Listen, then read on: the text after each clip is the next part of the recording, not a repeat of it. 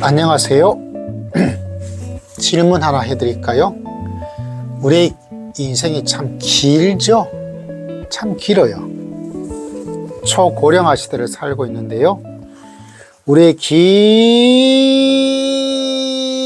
인생에서 길 잃어버릴 수 있는 삶을 살 수도 있대요.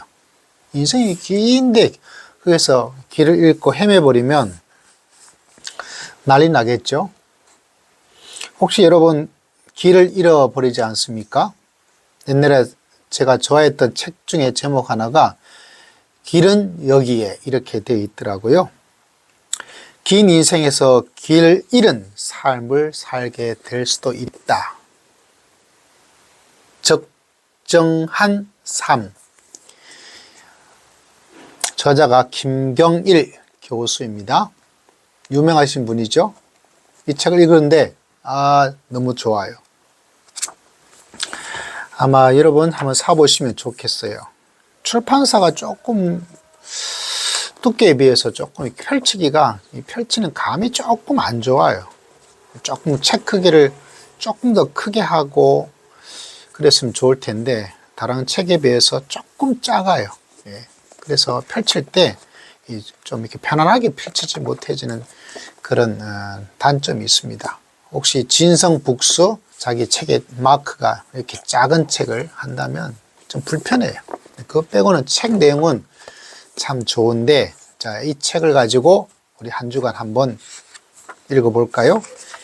자, 먼저 서론 프롤로그에 긴 인생에서 길을 잃어버리게 그렇게 살아갈 수도 있습니다. 뭘까요? 이걸 모르면 우리 긴 인생에서 길을 잃어버리게 된다라고 말을 하고 있네요. 여러분 뭐라고 생각합니까?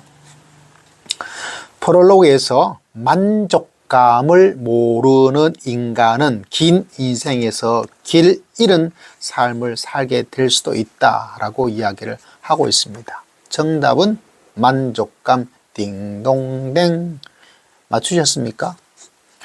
만족감을 가지고 살아가는 것 참 중요하다. 이분은 이렇게 말하고 있습니다. 인지 심리학을 하신 분이어서 그렇죠. 만족감. 이 기술이 앞으로 행복한 삶을 쟁취하는 무기가 될 것이다. 여러분, 내 행복한 삶을 살기 위해서 우리가 이 자본주의 대부분 생각하는 것 중에 하나가 뭐죠? 돈. 그렇죠? 경제적 자유. 그런데 그것도 아니고 건강한 것도 아니고 이 기술, 어떤 기술? 만족감을 가지는 기술이 행복한 삶을 쟁취하는 길을 잃지 않으려면 행복한 삶을 살려면 가져야 될 제일 중요한 기술과 무기가 있다면 그건 바로 적정한 삶, 만족감이다라고 이야기를 하고 있습니다. 이 불안한 시대를 살기 위해서 우리가 길을 잃지 않으려면 만족감, 행복, 불행해서 내 사는 게 왜 이렇게 불행해?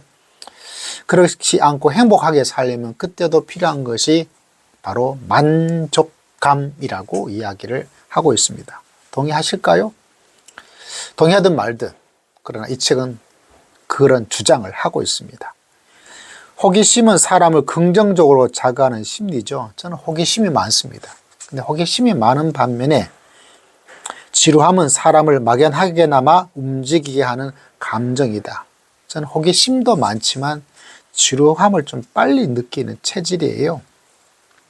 자유욕구가 좀 강한 편이죠. 자, 이 책에서 이렇게 말합니다. 사람의 만족감이 다른 정서에 비해서 지극히 덜 발달되어 있다. 인류가 지나는 동안 만족할 만한 사항이 없었기 때문에 발달이 안 되어 있다는 거죠. 항상 배가 고프다. 그래서 우리가 말하죠. 야, 좀 배고픈데 갑자기 좀 배가 고파. 뭔가 살짝 출출한데 이래가지고 야식을 먹죠. 어제 저도 밤에 먹지 않아야 될 라면을 먹었습니다. 먹으면 절대로 안 되는데 말이죠. 반대로 배부름은 어떤가? 이게 진화가 덜 되어서 저는 진화론자는 아니지만은 배부름, 배부름은 아니다. 배부름에 좀 둔감하다 이런 이야기를 하는데 좀 맞는 것 같아요. 아, 맞아요. 만족하는 거 뭔가 허기진 세월 되어서 저희 나라가 삼시세끼를 먹고 산 나라가 된 지가 100년이 되지 않습니다. 그죠? 제 어릴 때만 해도 인사가 진지 잡수셨습니까? 요새 이런 인사하는 사람은 아무도 없습니다. 100년 내에 엄청난 발전을 하게 되었죠. 만족을 모르는 인간은 끊임없이 탐한다. 그죠? 만족하지 않으니까 권력의 정점, 또 부자, 이윤의 이윤을 추구하는 우리 민족이 어떤 민족입니까? 배달의 민족 맞습니다. 우리 민족이 어떤 민족입니까? 가장 적게 자고 가장 열심히 일합니다. 저도 열심히 일합니다. 밤에 잠을 덜 자고 더 일했다. 이것이 근면의 상징이 되어 있는, 거기다 남의 시선을 의식하는 문화가 있어서 그리고 이런 것들이 기형적인 교육열을 낳기도 했다라고 이야기를 하죠. 공부 더 시키려고 하는 것, 멈추지를 않는 거죠.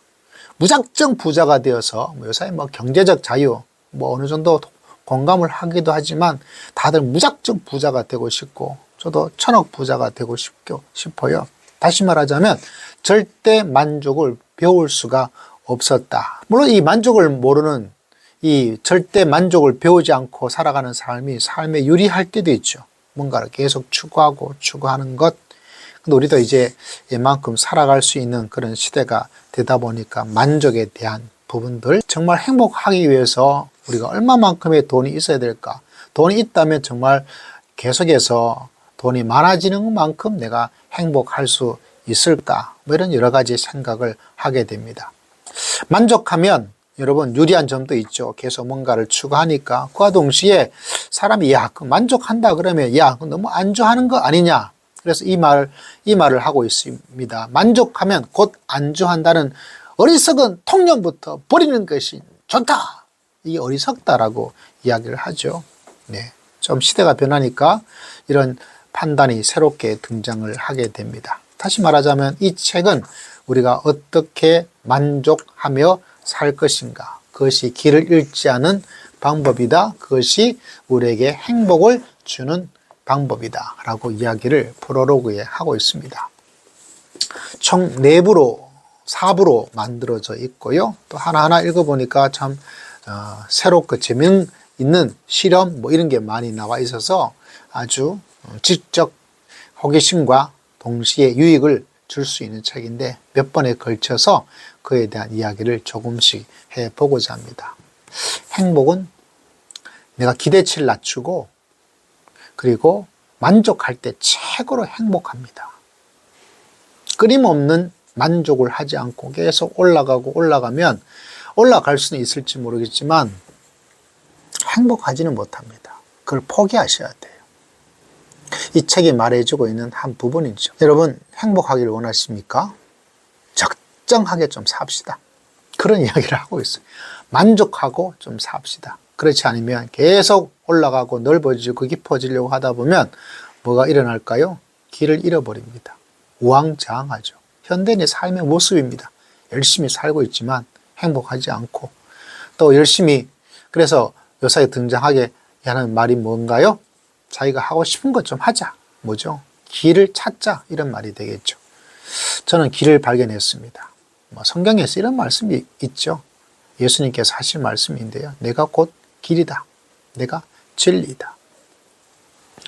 여러분 길을 잃지 않으려면 중요한 것이 만족이죠. 그래서 성경에서는 만족, 자족이라는 이야기가 종종 자주 나옵니다.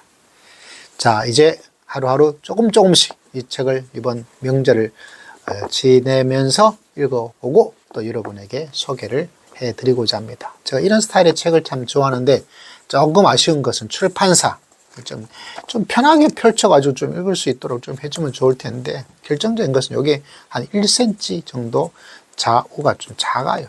그 1cm 차이가 이렇게 조금의 불편함을 만들지만 그래도 만족해야죠. 예.